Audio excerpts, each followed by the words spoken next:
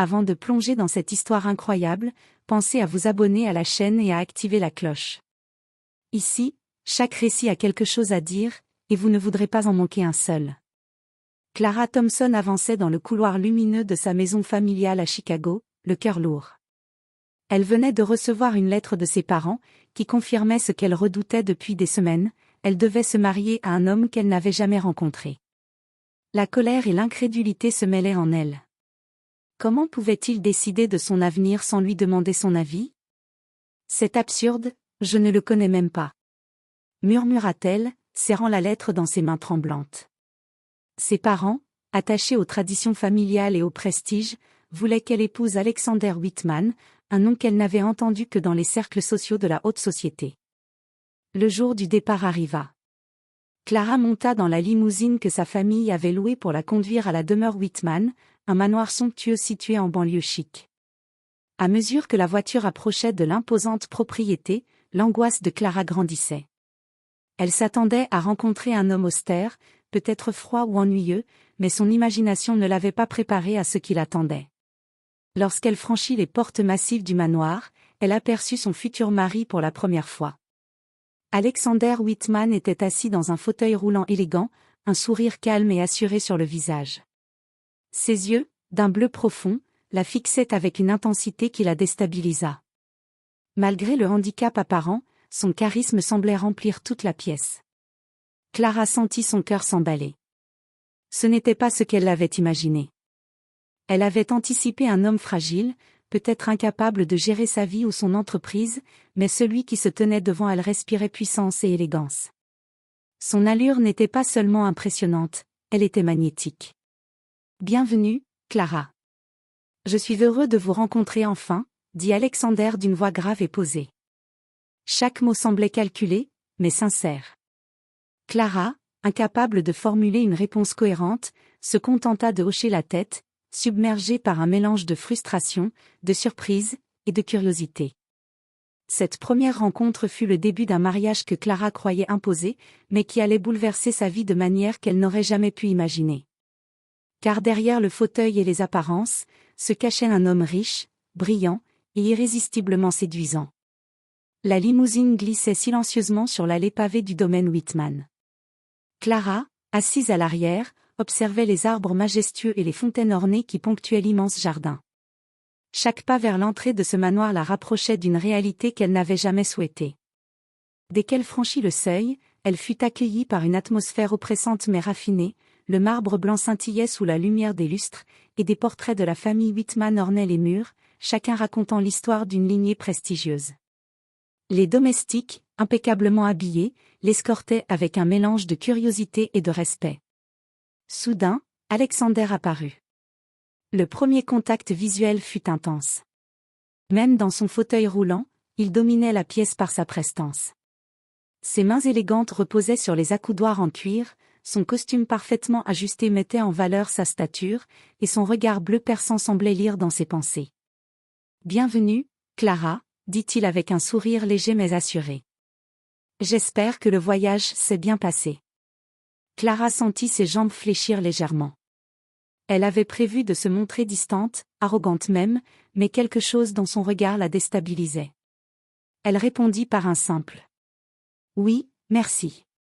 Sa voix trahissait un mélange de nervosité et d'admiration qu'elle ne voulait pas avouer. Le majordome l'invita à suivre Alexander à travers un long corridor menant au salon principal. Clara remarqua que chaque détail de la maison respirait le luxe discret: tapis persans, chandeliers en cristal, bibliothèque remplie de volumes anciens. Pourtant, ce n'était pas le décor qui la captivait, mais l'homme lui-même. Une fois assise face à lui dans le vaste salon, Clara sentit le poids du silence. Alexander brisa finalement le calme.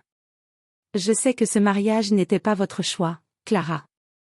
Mais j'aimerais que nous essayions de comprendre qui nous sommes réellement avant de juger. » Clara fut surprise par sa franchise.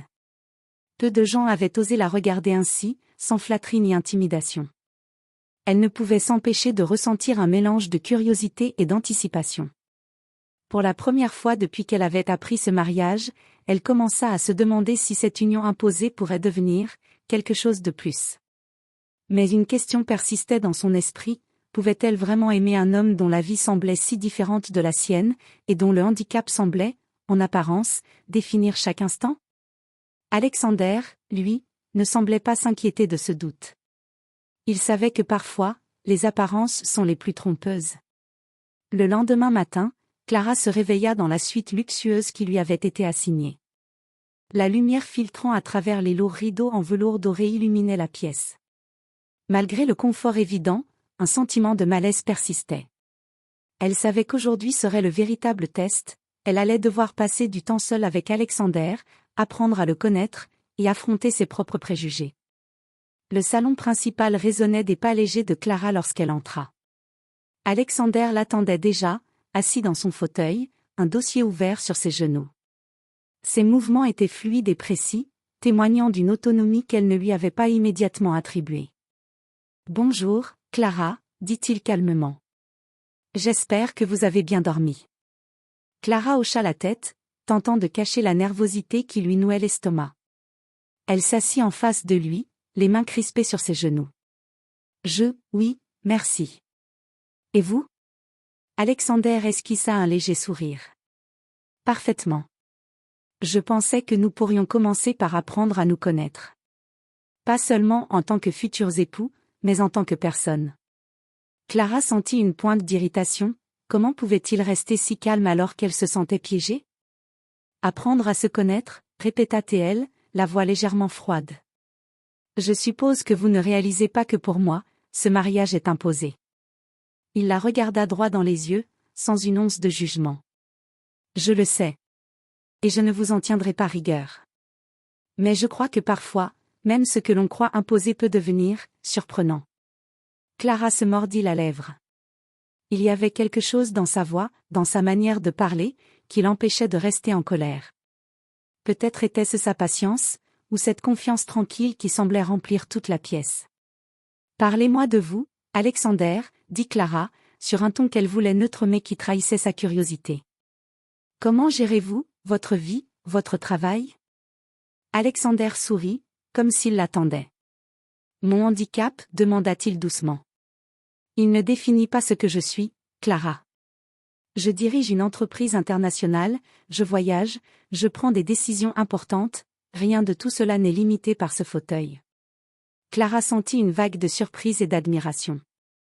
Tout ce qu'elle avait imaginé sur un homme limité et fragile s'effondrait devant cette démonstration de force et de compétence. Pendant des heures, ils discutèrent. Alexander parla de ses projets, de sa vision pour son entreprise, mais aussi de ses valeurs personnelles et de son parcours. Clara écoutait, fascinée. Chaque mot qu'il prononçait semblait démontrer qu'elle avait jugé trop vite. En fin de journée, elle quitta le salon avec un mélange d'émotions contradictoires, frustration, curiosité, admiration, et une pointe d'attirance qu'elle refusait encore de reconnaître. À cet instant, elle comprit que ce mariage ne serait pas une simple formalité.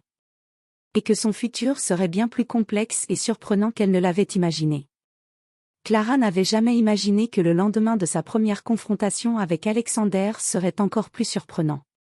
Elle pensait l'avoir cerné, un homme poli, charismatique, mais au quotidien limité par son handicap. Elle se trompait lourdement. Ce matin-là, Alexander l'invita à l'accompagner dans son bureau personnel. Curieuse malgré elle, Clara le suivit à travers les couloirs du manoir, où chaque tableau, chaque sculpture semblait raconter l'histoire d'une famille puissante et respectée. Ils arrivèrent devant une immense porte en chêne massif. Alexander l'ouvrit et entra, Clara sur ses talons. La pièce était un mélange de modernité et d'élégance classique, un bureau en acajou, des murs tapissés de livres et des écrans disposés avec précision. Mais ce qui la surprit le plus, ce fut le téléphone portable et la tablette posée sur le bureau. Alexander tapotait l'écran avec une aisance déconcertante. « C'est ici que je gère la majorité de mes affaires », expliqua-t-il en souriant. « Je supervise plusieurs entreprises et projets à travers le monde. Chaque décision, chaque négociation passe par ce bureau, même si je suis, comme vous le voyez. » Clara resta silencieuse, incapable de masquer son étonnement. Elle avait imaginé un homme dépendant, limité par son fauteuil, incapable de gérer quoi que ce soit. Et voilà qu'il lui montrait, avec une fluidité incroyable, qu'il dirigeait un empire. Alexander, vous êtes PDG, demanda-t-elle, la voix tremblante. Il acquiesça, le sourire tranquille, oui. Whitman Industries. Une entreprise familiale, mais que j'ai développée personnellement depuis des années.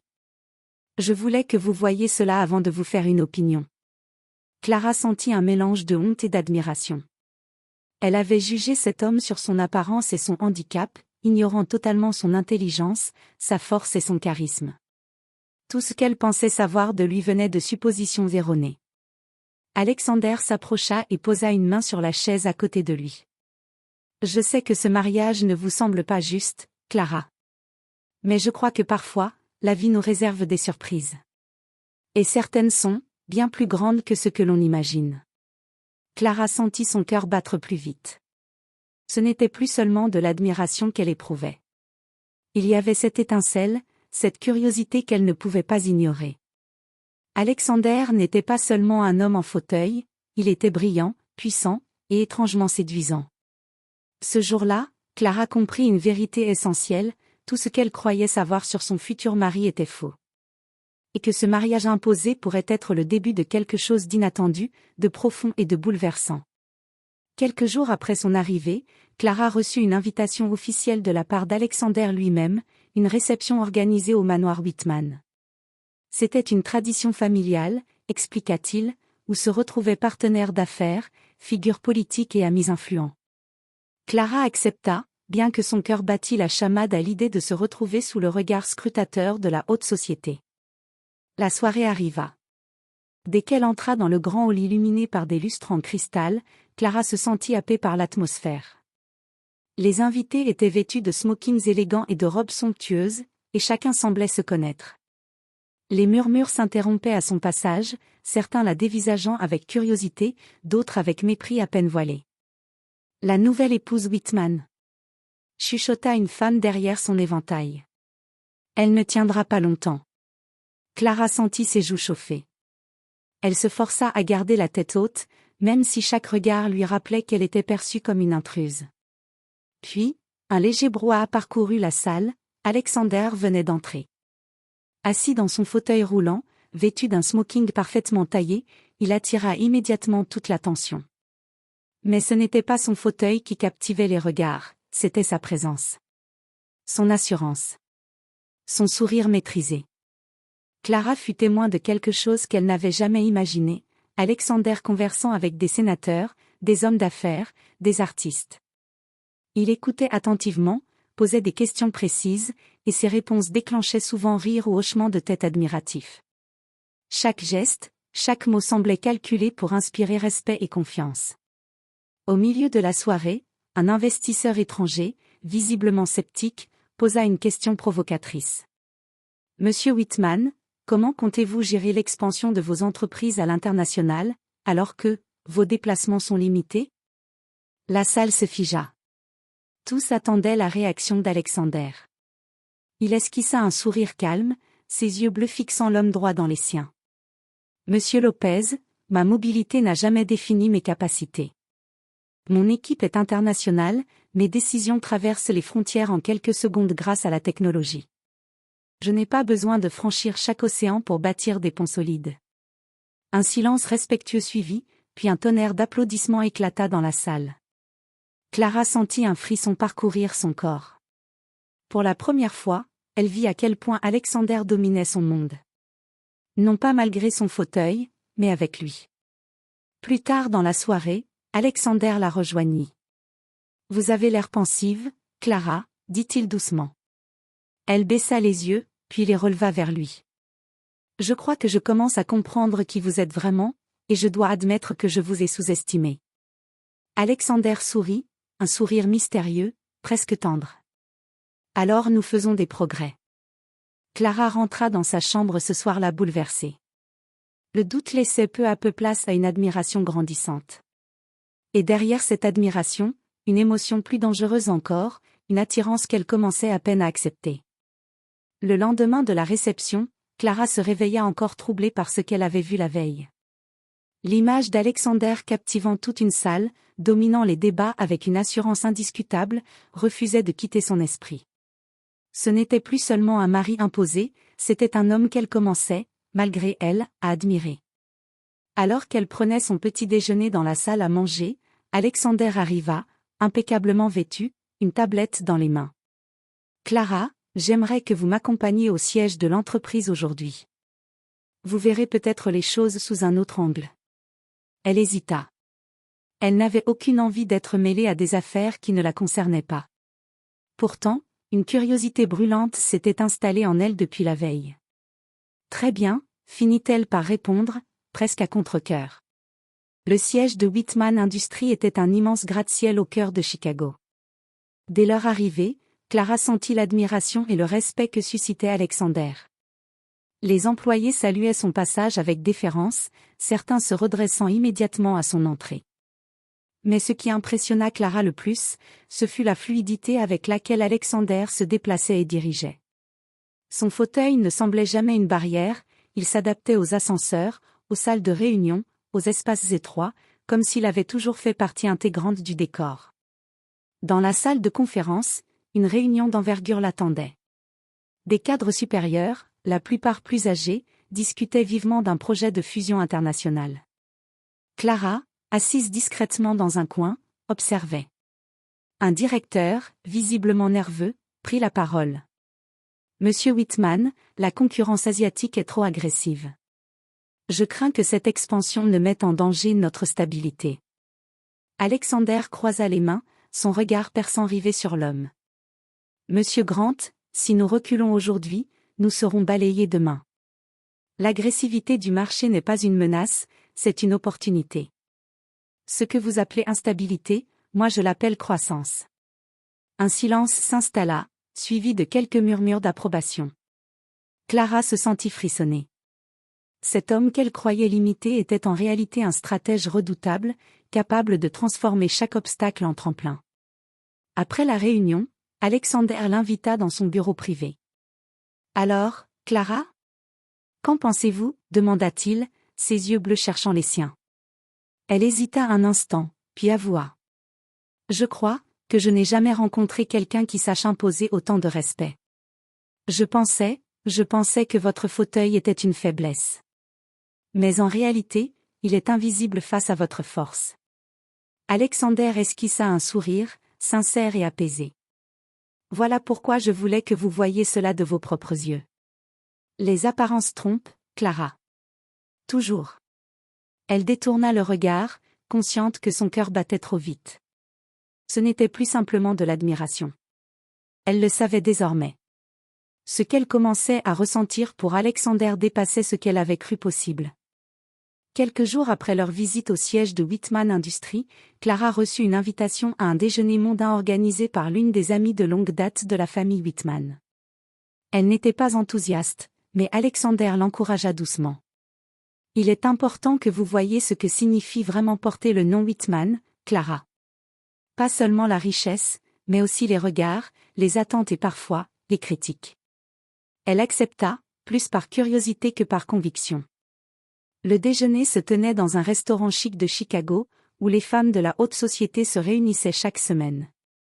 Clara entra aux côtés d'Alexander, consciente que tous les regards s'étaient instantanément tournés vers eux. Certaines dames affichèrent des sourires polis, d'autres la scrutèrent de haut en bas avec une froideur à peine dissimulée. La maîtresse de cérémonie, une femme élégante nommée Margaret Collins, les accueillit avec un sourire mielleux. « Alexander, toujours un plaisir de vous voir. Et voici donc, votre épouse. » Le ton était cordial, mais Clara sentit le jugement derrière chaque syllabe. Pendant le repas, les conversations tournaient autour de voyages, de philanthropie et d'investissement. Mais Clara ne tarda pas à devenir le centre de l'attention. « Alors, Clara, » lança une invitée en caressant distraitement le bord de sa coupe de champagne, « qu'est-ce que ça fait d'épouser un homme, si spécial ?» Un silence lourd s'installa, suivi de quelques rires étouffés. Clara sentit son cœur s'emballer. Elle comprit que le mot spécial n'était pas un compliment, mais une attaque voilée. Alexander, lui, resta impassible, comme s'il avait déjà entendu ce genre de remarques 1000 fois. Elle inspira profondément et répondit avec une assurance qu'elle ne se connaissait pas.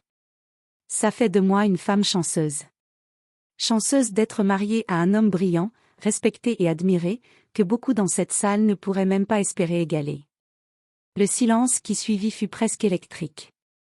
Les regards se croisèrent, certains choqués, d'autres admiratifs. Alexander tourna doucement la tête vers elle, ses yeux bleus brillant d'une fierté silencieuse.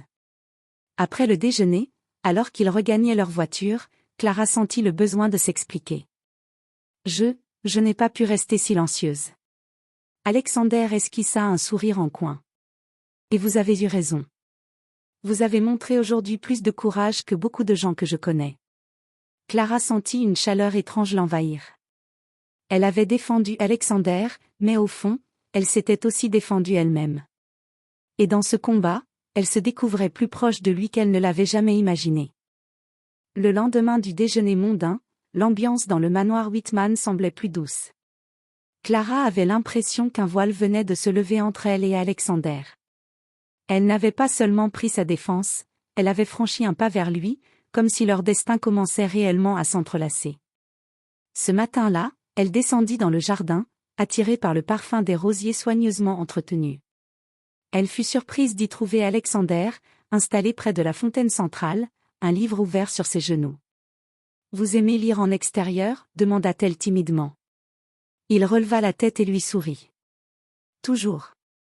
Le bruit de l'eau et le chant des oiseaux, cela m'aide à réfléchir. » Elle s'approcha et s'assit sur le banc en pierre face à lui.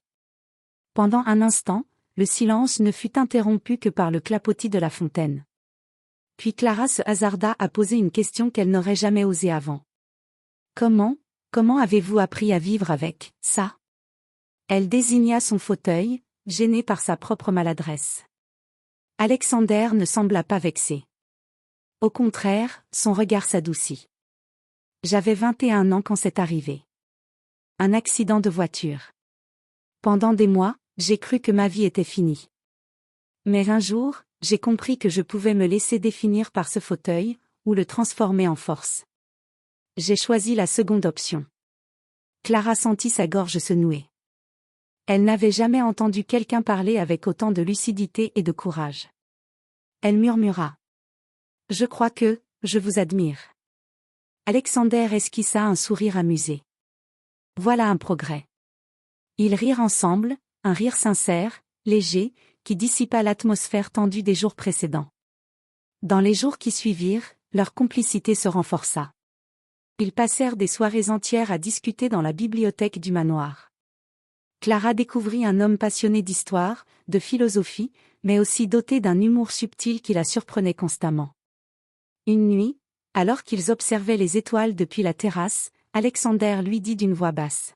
« Vous savez, Clara, je ne voulais pas de ce mariage forcé non plus.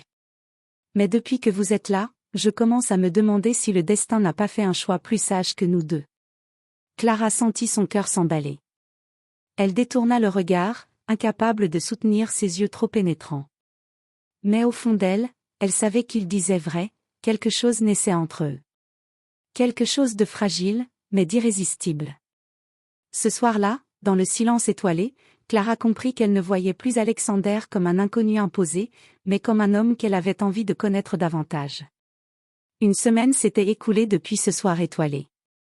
Clara et Alexander s'étaient rapprochés d'une façon qu'aucun d'eux n'aurait imaginée. Pourtant, Clara sentait qu'il gardait encore une part de lui dissimulée derrière un voile d'ombre. Un soir, alors qu'ils partageaient un dîner intime dans la salle à manger, Alexander posa sa fourchette, visiblement troublé. Son regard s'assombrit, et sa voix, habituellement assurée, trembla légèrement. « Clara, il y a quelque chose que vous devez savoir. Quelque chose que je n'ai jamais confié à personne en dehors de ma famille. » Intriguée et un peu inquiète, Clara reposa son verre de vin. « Vous pouvez me le dire. Je ne vous jugerai pas. » Il inspira profondément avant de parler. « Le soir de l'accident, je n'étais pas seule dans la voiture. J'étais avec ma fiancée. Nous allions annoncer nos fiançailles officielles à mes parents. Mais, elle n'a pas survécu. » Un silence lourd envahit la pièce. Clara sentit son souffle se bloquer. Elle comprit soudain pourquoi Alexander gardait toujours cette mélancolie au fond des yeux. Il continua, la voix brisée. « Pendant longtemps, j'ai porté la culpabilité de sa mort. Si je n'avais pas insisté pour prendre la route malgré la pluie, elle serait encore là. Ce fauteuil n'est rien comparé au vide qu'elle a laissé. Clara sentit ses yeux se remplir de larmes. Sans réfléchir, elle posa sa main sur la sienne. Ce n'était pas votre faute, Alexander. Vous ne pouvez pas continuer à vivre prisonnier de ce passé. Elle ne voudrait pas que vous portiez ce fardeau. Il la regarda longuement, comme si ces mots venaient fissurer la prison intérieure qu'il s'était construite depuis des années. Ses doigts tremblants serrèrent doucement la main de Clara. Depuis que vous êtes là, je sens que je peux enfin respirer à nouveau. Comme si, la vie me donnait une seconde chance. Clara sentit son cœur se serrer. Elle réalisa qu'il venait de lui offrir une part de son âme, une vérité douloureuse qu'il avait gardée enfouie. Cette nuit-là, dans le silence du manoir, Clara comprit qu'elle n'était plus seulement l'épouse imposée d'Alexander, mais qu'elle était peut-être celle qui pouvait l'aider à renaître. Les jours suivants furent différents. Depuis la confession d'Alexander, un lien invisible, plus profond que la simple obligation du mariage, semblait les unir. Clara ne se sentait plus étrangère dans ce manoir, elle commençait à y trouver sa place, non comme une invitée, mais comme une femme véritablement attendue. Un matin, elle descendit au jardin. Le soleil de printemps caressait les roses nouvellement écloses. Alexander était là, assis près de la fontaine, un livre à la main. Lorsqu'il la vit approcher, son visage s'illumina d'un sourire rare, sincère, qui la fit fondre intérieurement. « Vous êtes magnifique sous cette lumière, dit-il doucement. Clara sentit ses joues rougir. « Vous savez flatter une femme, monsieur Whitman. »« Je ne fais que dire la vérité. » Elle s'assit près de lui, effleurant à peine sa main, mais ce simple contact suffit à éveiller en eux un frisson. Alexander, hésitant, osa alors poser ses doigts sur les siens. Ce fut un geste tendre, presque timide, mais chargé d'une intensité nouvelle. Clara sourit, le cœur battant, et pour la première fois, elle comprit qu'elle n'était plus seulement dans un mariage imposé. Elle commençait à tomber amoureuse. Mais à l'instant même où cette douceur prenait racine, l'ombre d'une menace surgissait. Dans un café de Chicago, une jeune femme feuilletait un dossier volumineux. Ses lèvres fines esquissèrent un sourire froid en lisant les lignes. Elle avait entre les mains les papiers d'identité de Clara, volés depuis des semaines.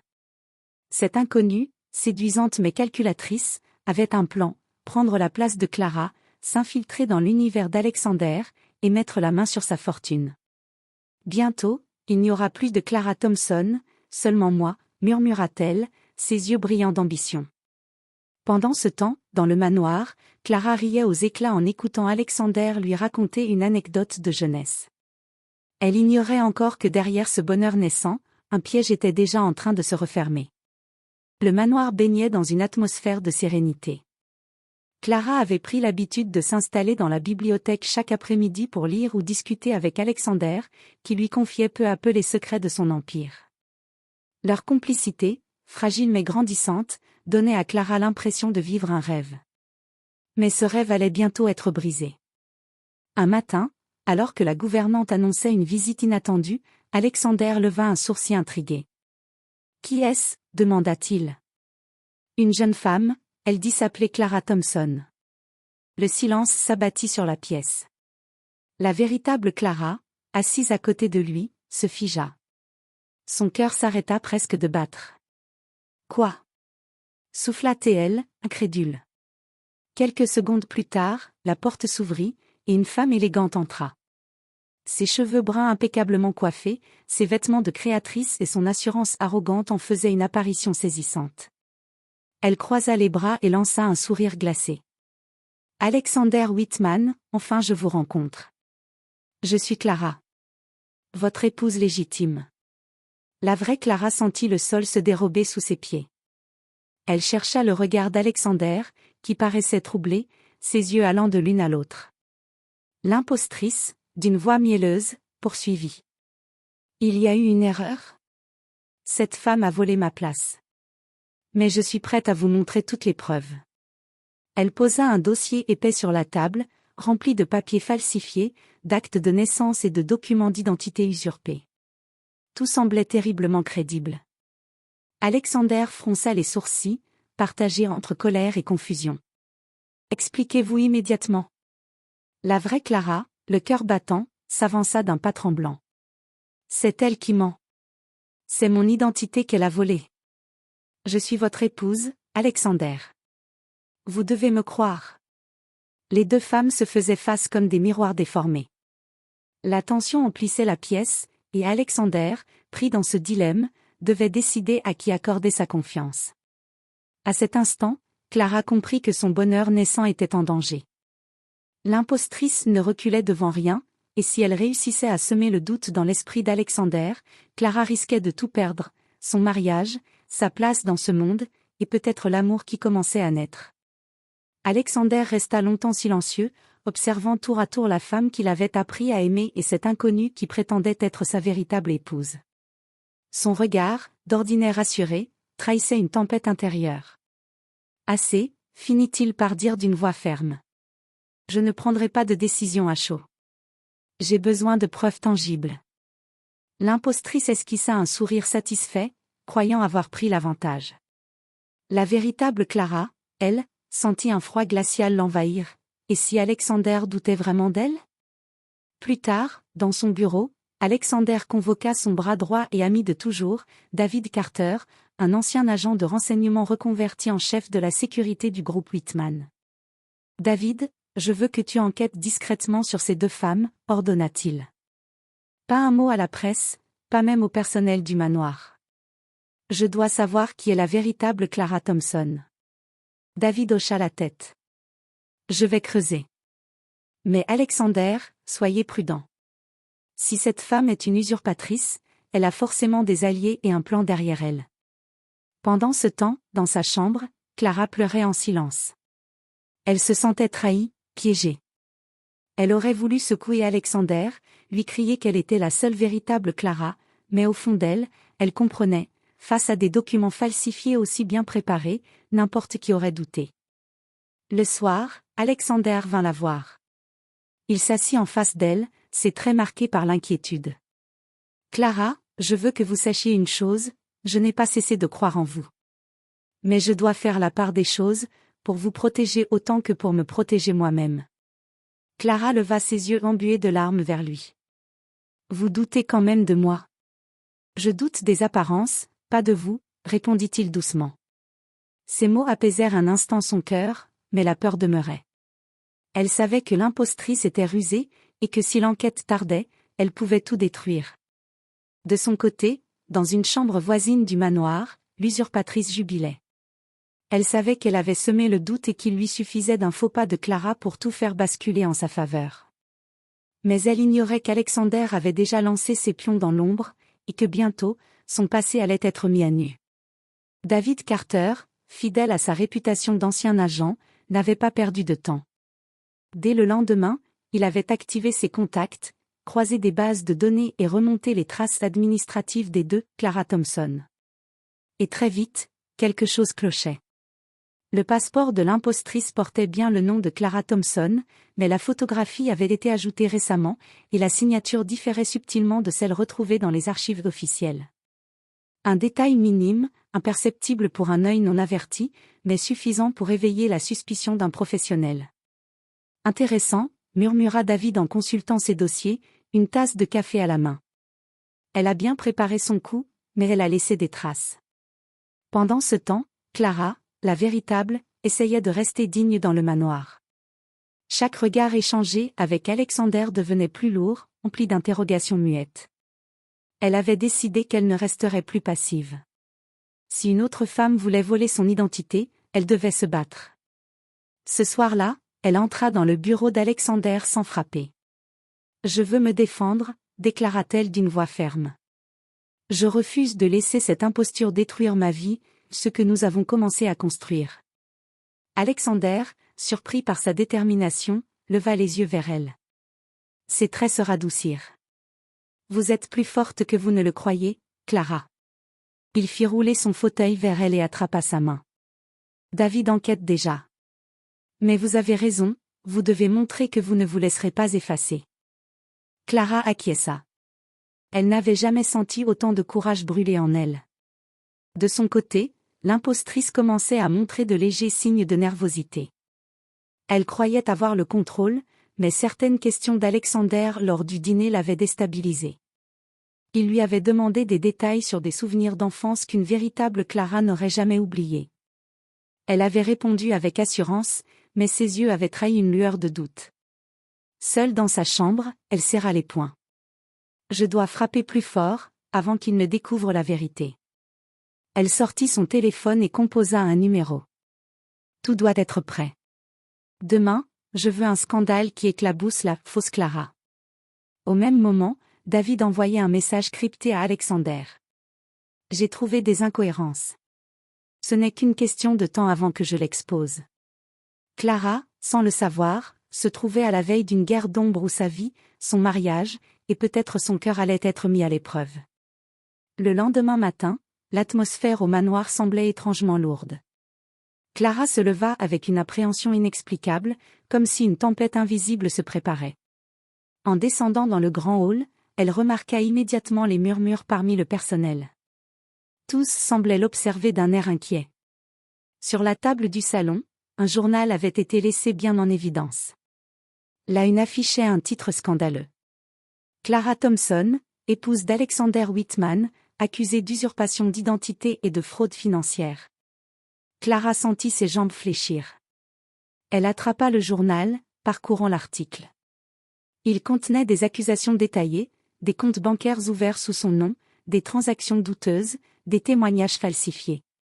Tout était orchestré pour la faire passer pour une manipulatrice. La voix glaciale de l'impostrice résonna derrière elle. « Quelle honte, n'est-ce pas? Le monde finira par découvrir qui vous êtes vraiment. » Clara se retourna, les yeux brûlants de larmes et de colère. « Vous avez monté tout ça de toutes pièces. » « Les preuves parlent d'elles-mêmes, » répliqua l'usurpatrice avec un sourire cruel. Alexander entra à cet instant. Il prit le journal, lut rapidement, puis leva les yeux vers Clara.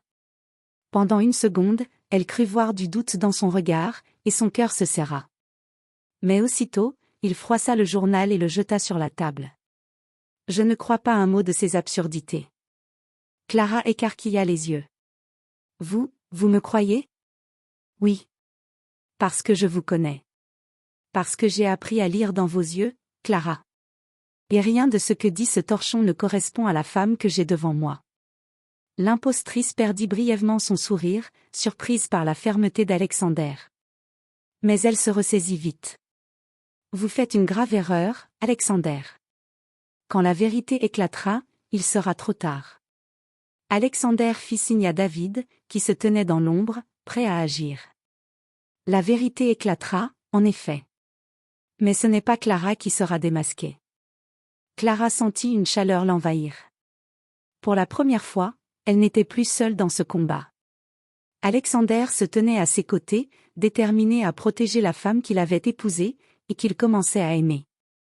Mais au fond d'elle, Clara savait que l'impostrice ne reculerait devant rien. Elle avait frappé fort une fois, la prochaine attaque pourrait être dévastatrice. L'atmosphère au manoir Whitman était tendue. Après le scandale médiatique orchestré par l'impostrice, Clara se sentait à la fois vulnérable et déterminée. Elle savait qu'elle ne pouvait compter que sur elle-même et sur Alexander pour déjouer ce complot.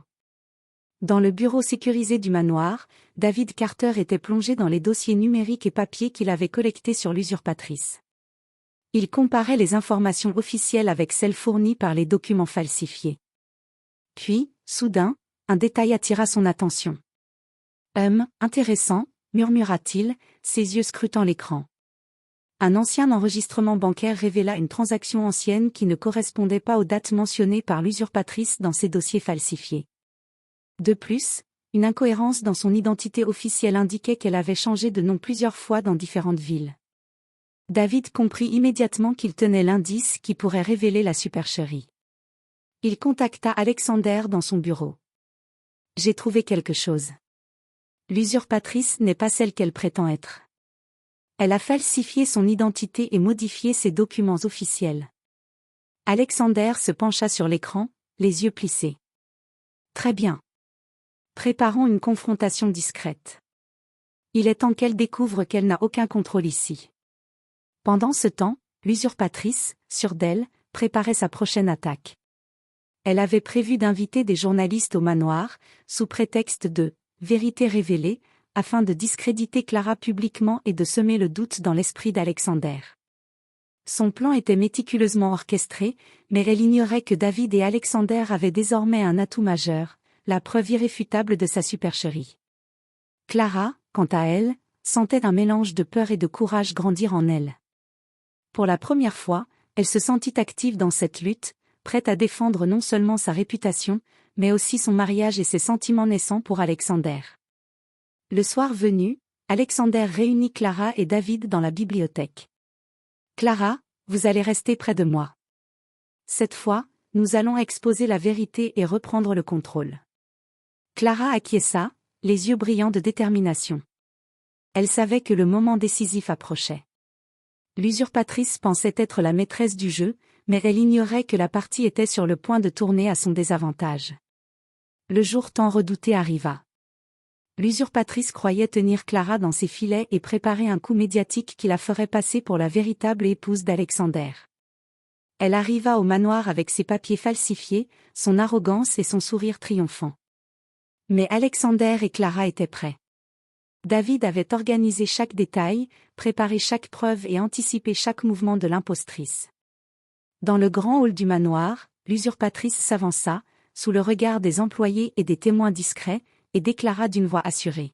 « Alexander Whitman, je suis la seule et vraie Clara Thompson.